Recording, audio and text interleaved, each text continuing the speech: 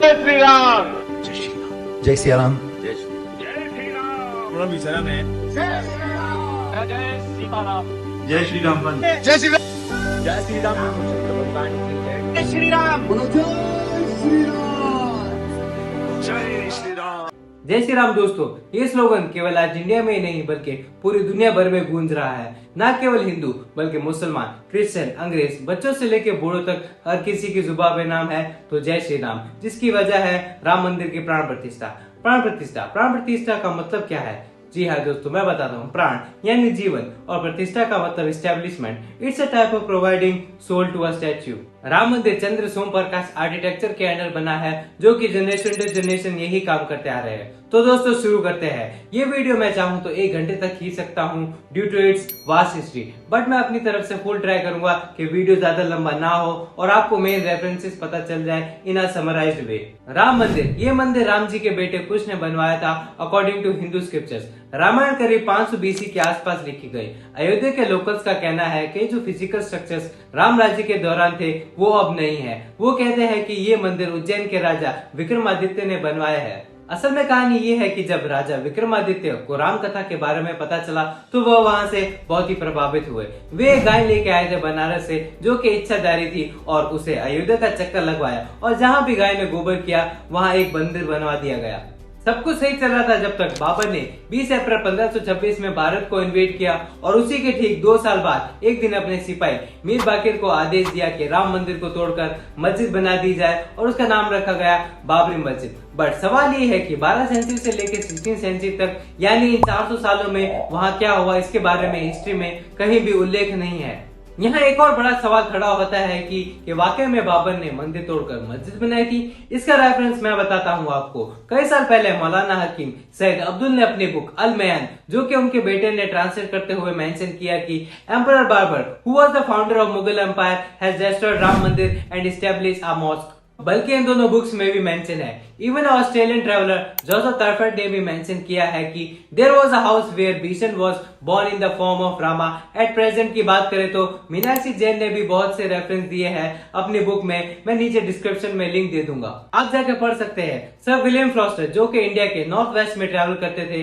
जैसे कि आजकल ट्रैवल ब्लॉगर होते हैं ना, इस टाइप में, बट वो ट्रैवल करते हुए ट्रैवल नोट्स बनाते थे। उनमें उन्होंने मेंशन किया हुआ है कि अयोध्या में लोग राम मंदिर में प्रेयर ऑफर किया करते थे।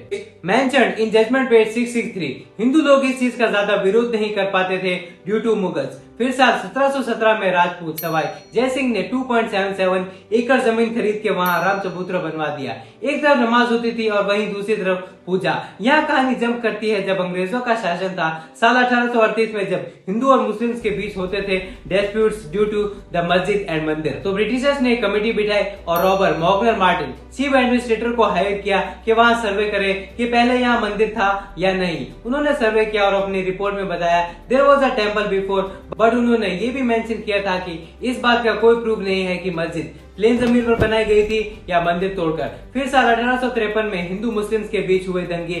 ठीक 2 साल बाद सुन्नी क्लर्क शाह गुलाम हुसैन ने अटैक कर दिया हनुमानगढ़ी पर 500 मुसलमान के साथ, बट वहां पर ऑलरेडी 8000 हिंदू मौजूद थे।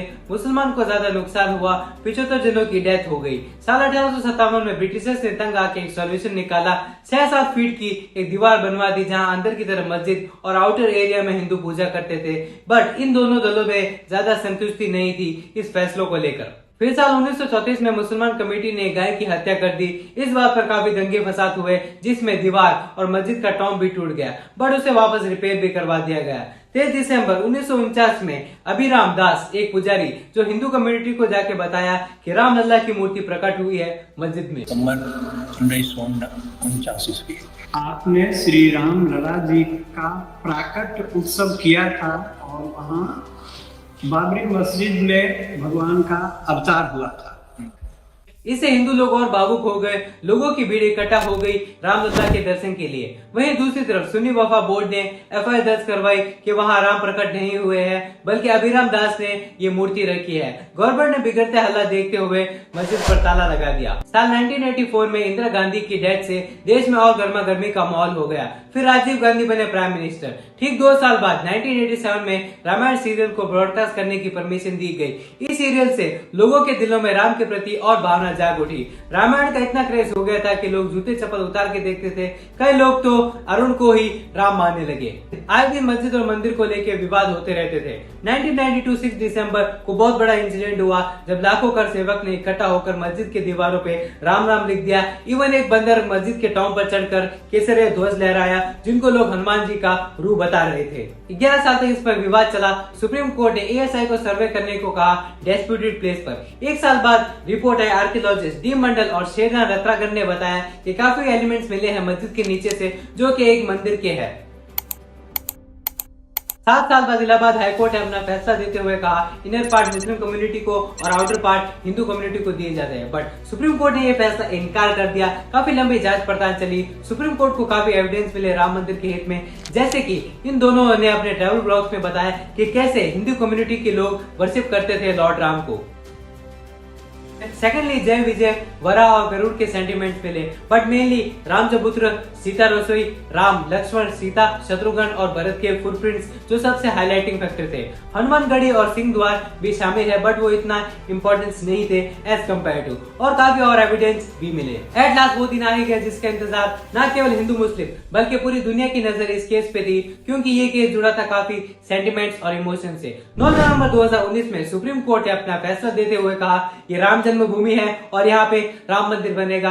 पूरे देश में खुशी का माहौल था, मेरे तो गूज़बम्स हो गए। जी हाँ दोस्तों, बट सेकेंडली मुस्लिम कम्युनिटी को 5 एकड़ जमीन अलॉट की गई कि वहाँ पे एक बड़ी मस्जिद बनेगी। हिंदू कम्युनिटी की खुशी का कोई ठिकाना नहीं था। ये बहुत बड़ा डिसीजन था। एट लास्ट ये केस क्लोज हुआ। अब आते हैं उन लोगों पर जो लोग इस चीज का विरोध करते हैं कि मंदिर बनाने में इतना पैसा लगा दिया, इससे अच्छा हॉस्पिटल बना देते। इवन बिहार के डिप्टी CM तेजस्वी यादव ने अपनी स्पीच में यही कहा। बट दोस्तों मैं आपको बताता हूँ रियलिटी, राम मंदिर बनाने में 1 रुपए का खर्च भी नहीं लगा है गवर्नमेंट का। जी हाँ दोस्तों, लेट मी एक्सप्लेन। राम जन्मभूमि ट्रस्ट ने एस्टिमेटेड 900 करोड़ रुपए का बजट रखा था, बट इवेंचुअली आपको बताओ तो आपके होश उड़ जाएंगे। जी हाँ दोस्तों, 3600 करोड़ रुपए का डोनेशन आ गया है। मेरा तो सिर घूम गया था ये अमाउंट सुन के।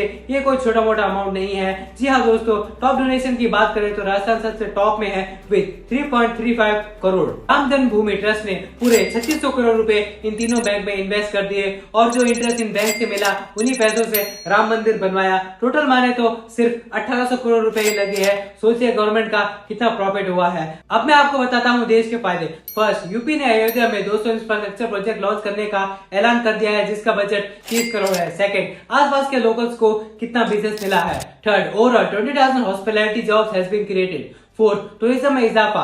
फिफ्थ, इवन ताज, ITC और एडिसन ने अपनी चेन्स खोलने का ऐलान कर दिया है। अयोध्या की इकोनॉमी ही नहीं ग्रो होगी इससे, but it will directly effect to our nations GDP। अब आते हैं कंट्रोवर्सी पर जो चल रही है शंकराचार्य को लेके।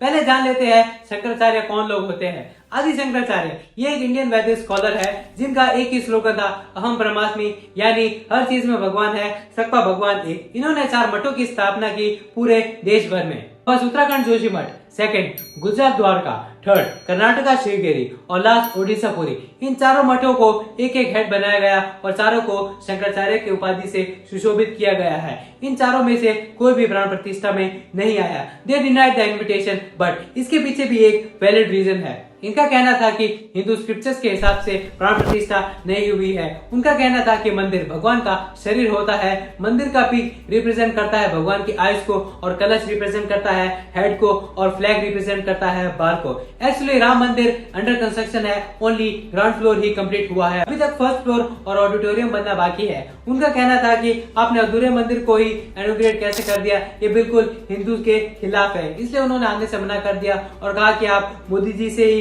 करवा लो इनॉग्रेशन। तो दोस्तों ये वीडियो एंड करते हैं। एट लास्ट मैं बोलना चाहता हूँ कि भाई साहब ये केस सबसे लंबा चला है, 70 केस तक। मतलब इतना ज्यादा टेंस और सेंसिटिव केस मैंने आज तक नहीं देखा। अगर मैं कहूँ ये केस कभी होता ही नहीं, ना ही इतने लोग मरते हैं और ना ही इतना एक्सप्लोटेशन होता। मंदिर 1947 के बाद ही बन जाता। बट अगर इंडिया एक नॉन सेक्युलर कंट्री होती, सोचिए ये मामला इतना बढ़ता ही नहीं। नॉन सेक्युलर कंट्रीज मैं बताता हूँ ये क्या होता है। England, Saudi Arabia, Afghanistan, Iran और अल्जीरिया, ये सब नॉन सेक्युलर कंट्रीज है। मतलब वहां के एक्चुअल सिटीजन है उनको ज्यादा प्रेफरेंस दी जाती है as compare to other religion. But India एक सेकुलर कंट्री है, हर कोई इक्वल राइट्स होल्ड करता है, भले वो कोई से भी रिलीजन से हो।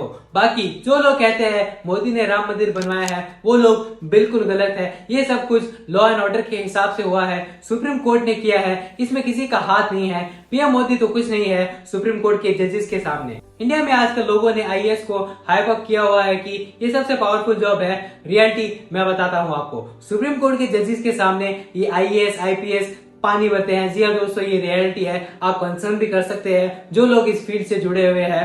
एट लास्ट करंट जनरेशन की बात करें तो ये बिल्कुल खोखली है। इन्हें अगर गीता के श्लोक पूछ लिए, उपनिषद पूछ लिए या रामायण किसने लिखी है, इन्हें ये तक पता नहीं है। ये लोग बस गाड़ी लेके निकल जाते हैं भीड़ को देख के और कहते हैं हम है सच्चे राम भक्त। हिंदूज की बात करें तो उन्हें अपने रिलीजन के बारे में नहीं पता, तो वो दूसरों को क्या ही करेंगे इन्फ्लुएंस, और इनको चाहिए हिंदू राष्ट्र। केवल राम नाम का नारा लगाने से कुछ नहीं होता, उनकी लाइफ से मॉरलिटी और एथिक्स को पढ़ो ही नहीं, अपनी लाइफ में इम्प्लीमेंट भी करो। बाकी ये वीडियो किसी भी रिलीजन को टारगेट नहीं करता है। अगर आपको ये वीडियो जरा सा भी अच्छा लगा हो तो please like and subscribe to our channel. बाकी भाई साहब, it take a lot of time, dedication, hard work and patience to form one video. It's been 3 days I am not properly eating and sleeping due to the video, so please support. मेरा last video current generation के real iron पर है, जिन्होंने human limitation को challenge ही नहीं बल्कि उनको तोड़ा भी। मैंने यहाँ पिन कर दी है, आप जाके देख सकते हैं।